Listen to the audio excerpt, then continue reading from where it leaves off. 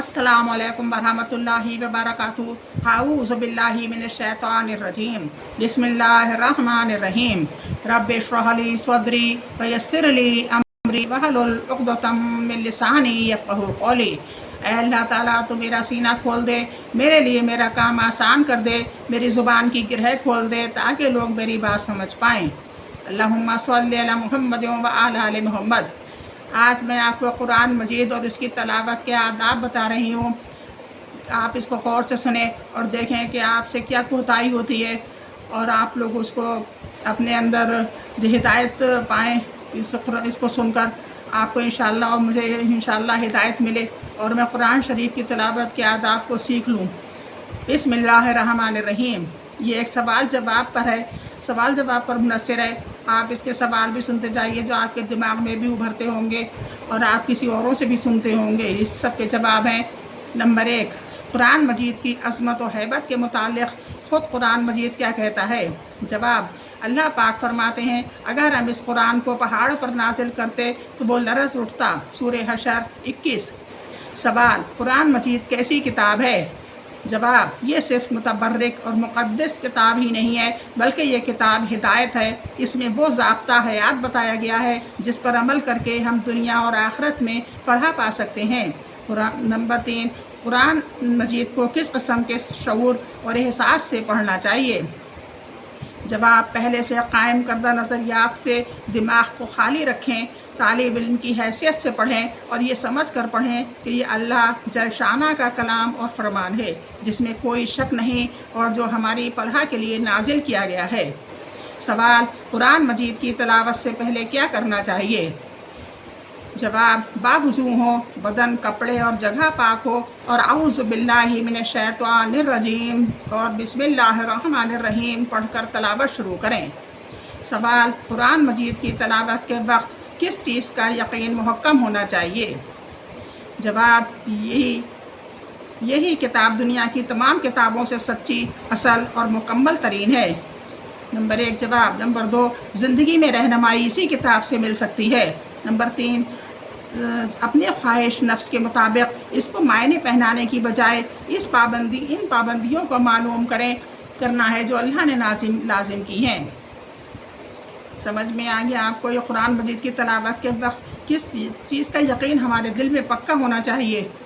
اس کا جواب ہے نمبر 1، یہی کتاب دنیا کی تمام کتابوں سے سچی، اصلی اور مکمل ترین ہے۔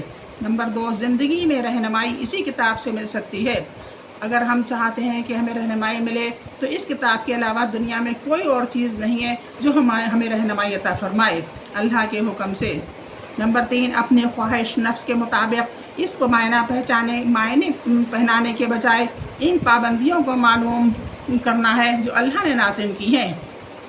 یعنی اللہ قرآن شریف کے حساب سے بھی لوگ اپنے خواہش کے مطابق معنی نکال لیتے ہیں۔ یہ نہیں ہونا چاہیے، بلکہ جو اللہ نے لازم کر دی ہیں پابندیاں ان کو سمجھ کر پڑھنا چاہیے۔ اپنے خواہش پر نہیں عمل کرنا چاہیے جو اصحاب نے کیا ہے۔ جو بہت سے لوگ کہہ دیتے ہیں قرآن میں یہ لکھا ہے، نئی آیتیں نکال کر اپنا حساب سے مطلب بنا لیتے ہیں کہ یہ فلاں جگہ بیان کرا ہے، یہ فلاں جگہ بیان کرا ہے۔ مگر یہ بھی تو دیکھنا چاہیے کہ اگر مان لو آپ کہہ بھی رہے ہیں کہ یہ فلاں جگہ بیان کیا ہے، ایسا ہے ویسا ہے، تو کسی اصحاب نے، محمد صلی اللہ علیہ وسلم نے کبھی ایسا کیا ہے؟ جو لکھا ہوا ہے اس میں جو آپ بتا رہے ہیں، جس کا مطلب جس سے کرنا لازم کرا رہے ہیں، جس کاموں کو کرنا، وہ کبھی کسی اصحاب نے کیا ہے؟ ابو بکر صدیق رضی اللہ نے، عمر رضی اللہ نے، حضرت علی نے، عثمان علیہ السلام نے کبھی کیا ہے اس کو؟ اگر اصحابوں نے ان کے کیا ہو تو ہم بتائیں آپ نے کہاں اس کا مطلب انہوں نے کیا، ان کو اس کا مطلب نہیں پتہ تھا کہ ہمیں کیا کرنا چاہیے۔ اس لیے وہی کریں جو حدیث اور قرآن میں لکھا ہوا ہے۔ حدیث سے معلومات کریں، جو حدیث میں لکھا ہو بس وہی کریں، کیونکہ حدیث میں جو کچھ بھی لکھا ہے وہ سب اصحابوں نے کیا ہے۔ اور آج کل جو لوگ مولانا لوگ ہوں یا بے پڑھے مولانا بنے ہوئے ہیں، وہ اگر جو کوئی بھی بات بتا رہے ہیں وہ اپنے خواہش کے حساب سے مطلب بتا رہے ہیں، اس کو نہ مانیں، بلکہ جو حدیث میں لکھا ہو اس کو مانیں، کیونکہ جب اصحابوں نے نہیں کرا تو کیا ان کو سمجھ میں مطلب نہیں آیا تھا ان صورتوں کا، ان آیتوں کا؟ اگر انہوں نے نہیں کرا تو ہم کیسے کر سکتے ہیں؟ اگلا سوال، آپ نے جواب سن لیا. اپنے خواہش و نفس کے مطابق اس کو معنی پہنانے کے بجائے ان پابندیوں کو معلوم کرنا ہے جو اللہ نے نازم کی ہیں. نمبر 4، جس کی تلاوت سے شک و شبہ میں مبتلا ہونے کی بجائے عملی زندگی کے لیے ہر شعبہ حیات میں اس سے رہنمائی حاصل کرنا مقصود و تلاوت ہے. یعنی اس میں ایک ایک بات کا جواب دیا ہوا ہے. آپ کو کس طریقے سے زندگی گزارنا ہے، کہاں پر کیا چیز حرام ہے، کیا چیز حلال ہے، یہ سب اس میں لکھا ہوا ہے. آپ اگر مطلب سے قرآن پڑھیں گے تو آپ کو سب سمجھ میں آ جائے گا، اور جو باتیں آپ کو سمجھ میں نہ آئیں ان میں مولاناؤں کا لینا چاہیے، مولاناؤں سے معلوم کرنا چاہیے. مگر زیادہ تر قرآن جو بس ایک حصے بکھرے کی باتیں، یہ وصیت کی ایسی باتیں ہوتی ہیں جو عام لوگوں کو سمجھ میں نہیں آئیں گی. ویسے باقی سارا قرآن اتنا آسان زبان میں ہے. زبان تو ہم نہیں سمجھ سکتے، مگر جو آپ کی زبان ہے، مان لیجئے اردو، ہندی، انگلش یا اور بھی کوئی زبان ہو، اس میں آپ قرآن خرید لیں. ہر زبان میں قرآن کا مطلب موجود ہے، اس کو پڑھیں، اس سے آپ کو سب سمجھ میں آ جائے گا کہ کیا ہمارے لیے ضروری ہے. سوال: قرآن مجید سے فائدہ اٹھانے کے لیے کون سی باتیں ضروری ہیں؟ جواب: نمبر 1، اسے کثرت سے پڑھا جائے. نمبر 2، ہمیشہ پڑھا جائے. نمبر 3، سمجھ کر پڑھا جائے. نمبر 4، اس میں غور و فکر کرا جائے. نمبر 5، اور اس کے احکام پر عمل کیا جائے. سوال: قرآن مجید کی تلاوت کے لیے یوں تو اوقات ممنوعہ کے علاوہ ہر وقت ہی موزوں ہے، لیکن خود قرآن مجید نے اپنی تلاوت کے لیے کون سا وقت زیادہ اہمیت بتائی ہے؟ جواب: قرآن مجید میں ارشاد ہے: ان قرآن الفجر کان مشہودا. ان قرآن الفجر کان مشہودا. بنی اسرائیل 78. فجر کے وقت کی زیادہ فضیلت ہے. سوال: اللہ پاک نے قرآن مجید کے مطابق سب سے پہلے کیا ارشاد فرمایا ہے؟ جواب: اللہ پاک کا ارشاد ہے: ذالک الکتاب لا ریب فیہ. البقرہ 2. سوال: قرآن مجید سے ہدایت پانے کے لیے خود اللہ پاک نے کون کون سی شرائط لگائی ہیں؟ قرآن مجید سے ہدایت حاصل کرنے کے لیے لوگوں میں کون کون سی صفات کا پایا جانا ضروری ہے؟ جواب: خود قرآن مجید میں اللہ تعالیٰ کا ارشاد ہے: یہ اللہ کی کتاب ہے، اس میں کوئی شک نہیں ہے، یہ ہدایت ہے. نمبر 1، پرہیزگاروں کے لیے جو غیب پر ایمان لاتے ہیں. نمبر 2، نماز قائم کرتے ہیں. نمبر 3، جو رزق ہم نے ان کو دیا ہے اس میں سے خرچ کرتے ہیں، یعنی کہ خیرات زکوٰۃ بھی نکالتے ہیں اور اپنے اچھے بھلائی کے لیے خرچ کرتے ہیں. جو کتابیں پہلے نازل ہو چکی ہیں ان پر اور قرآن مجید پر ایمان لاتے ہیں اور آخرت پر یقین رکھتے ہیں. قرآن مجید سے ہدایت کامل کرنے کے لیے مدرجہ ذیل شرطیں ہیں: پرہیزگار ہونا، غیب پر ایمان لانا، نماز قائم کرنا، مالی قربانی کرنا، اللہ کی کتابوں پر ایمان لانا اور آخرت پر یقین رکھنا. سوال: قرآن مجید کی تلاوت کے متعلق چند احادیث بتائیے. جواب: قرآن مجید کا ایک حرف پڑھنے سے 10 نیکیاں ملتی ہیں. نمبر 2، دو چیزوں میں رشک جائز ہے، جن میں سے ایک یہ کہ کسی کو اللہ تعالیٰ نے قرآنی علوم سے نوازا ہو اور جو رات دن اس میں غرق رہے. نمبر 3، جس طرح مجھے تمام مخلوق پر فضیلت حاصل ہے، اسی طرح قاری قرآن کو دوسرے لوگوں پر فضیلت ہے.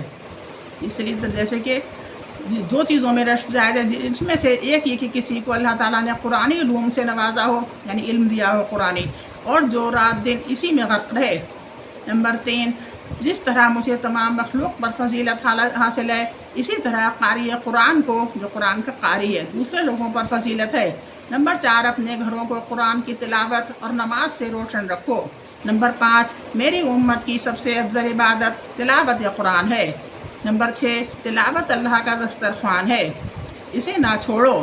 نمبر 7، قرآن کو اس طرح پڑھو جس طرح اس کے پڑھنے کا حق ہے. رات دن پڑھو، اسے پھیلاؤ، اس کے مضامین پر غور کرو تاکہ تم کامیاب رہو. جن گھروں میں قرآن مجید پڑھا جاتا ہے وہ آسمان والوں کے لیے ایسے چمکتے ہیں جیسے زمین والوں کے لیے ستارے.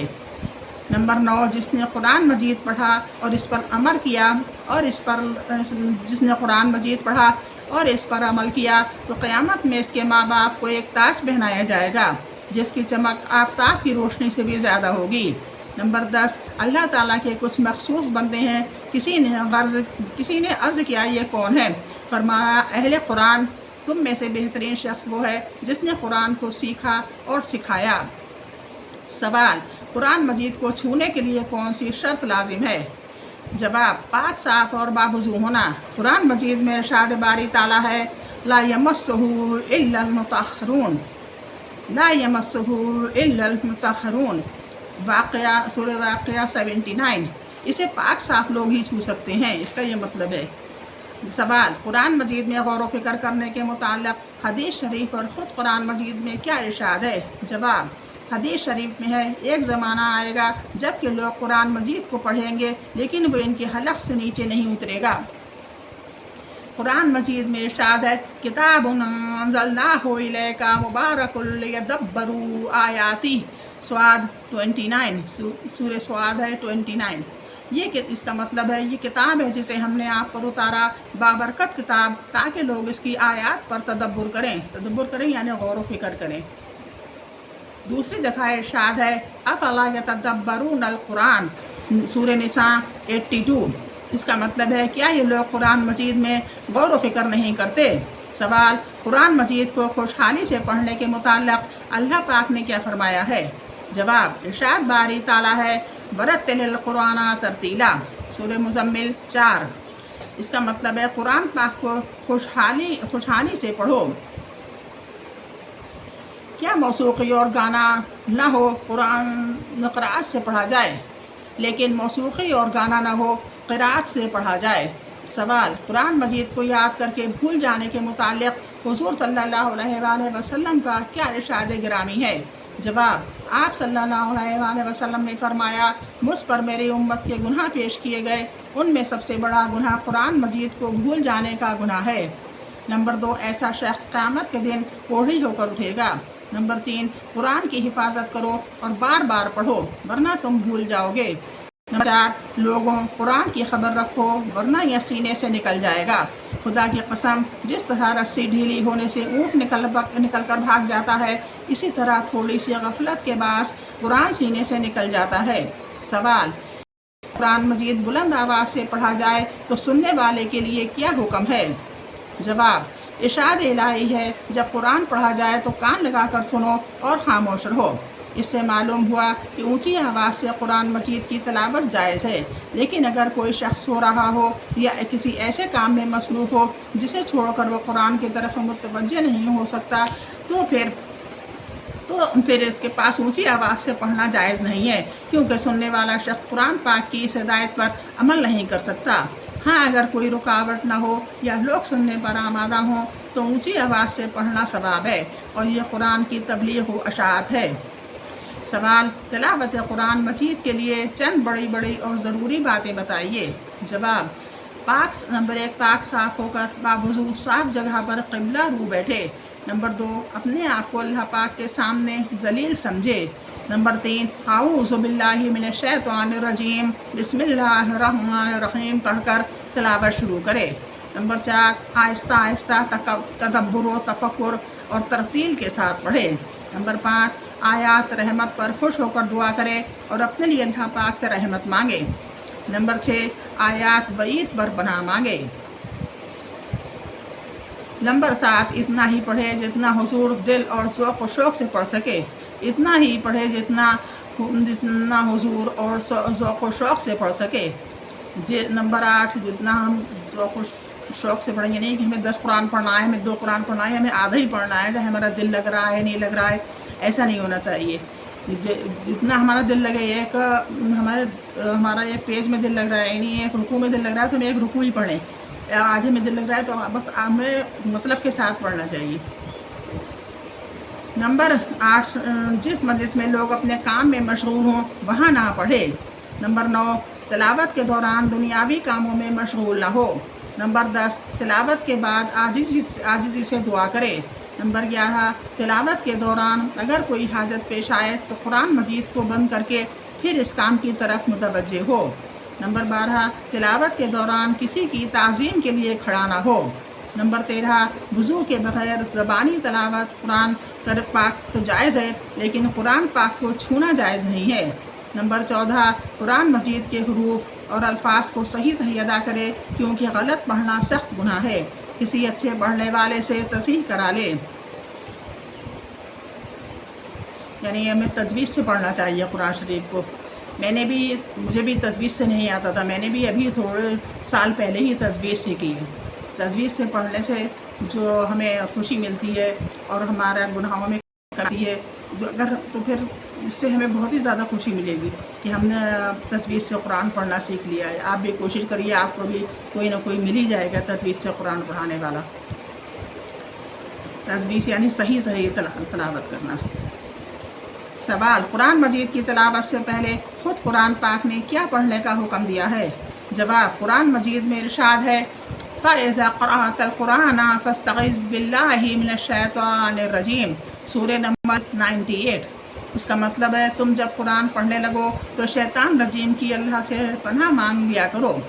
سوال: قرآن مجید کو سمجھنے اور یاد کرنے کے لیے اللہ پاک نے اسے کیا بتایا ہے؟ جواب: آسان بنا دیا گیا ہے، ارشاد الہی ہے وَلَقَدْ يَسَّرْنَا الْقُرْآنَ لِلذِّكْرِ فَهَلْ مِن مُّدَّكِرٍ، سورہ قمر 17۔ وَلَقَدْ يَسَّرْنَا الْقُرْآنَ لِلذِّكْرِ فَهَلْ مِن مُّدَّكِرٍ، یہ سورہ قمر ہے اور 70ویں آیت ہے۔ اور ہم نے قرآن، اس کا مطلب ہے اور ہم نے قرآن کو سمجھنے کے لیے آسان کر دیا ہے تو کوئی ہے کہ سوچے اور سمجھے۔ سوال 19: قرآن مجید کی پہلی باقاعدہ درس گاہ کے طلبہ کون تھے؟ جواب: اصحاب صفا رضی اللہ عنہم۔ یہ قرآن کی کچھ باتیں تھیں جو میں نے آپ کو بتایا، جو پڑھنے سے پہلے ہمیں دھیان رکھنا چاہیے۔